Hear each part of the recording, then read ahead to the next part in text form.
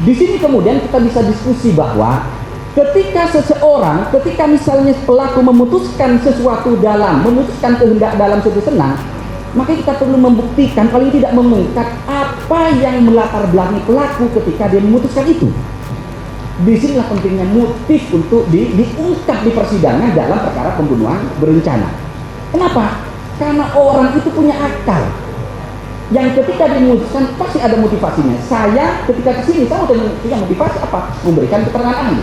Hanya orang-orang yang tidak punya berakal, yang dia melakukan pembunuhan itu tanpa motivasi apa? Orang gila misalnya. Maka meskipun misalnya kalau kita baca 340 tidak ada motif itu, tapi kalau kita membaca literatur, ketika memutuskan kehendak dalam situs senang, itu pasti ada motif yang menyebabkan pelaku mengapa melakukan perbuatan itu. Itu yang pertama. Yang kedua, ada jeda waktu saat memutuskan kehendak dalam situasi tenang dengan pelaksanaan kehendak itu. Nah, jeda waktu itu menjadi sangat relatif.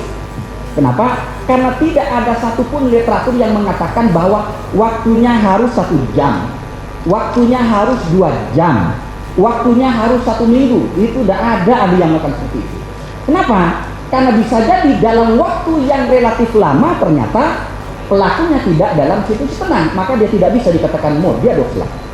Bisa jadi dalam waktu yang relatif singkat 1 jam, pelaku bisa memikirkan dengan baik ya segala akibatnya, termasuk dengan cara apa dia melakukan itu. Salah satu ahli yang mengatakan misalnya adalah apa yang dilakukan untuk menghilangkan jejak misalnya. Nah, tetapi harus ingat yang mulia, dalam konteks menghilangkan jejak itu harus muncul di awal. Jadi saat dia sudah ada jeda, di situ dia muncul dengan cara apa saya melakukan itu, di mana saya melakukan, apakah saya punya waktu justru untuk tidak melakukan perbuatan itu, termasuk misalnya bagaimana saya bisa menghilangkan jejak. Jadi kalau kemudian jejaknya misalnya begini, apakah kalau kemudian pelakunya ada penghilangan jejak bisa 30? Belum tentu.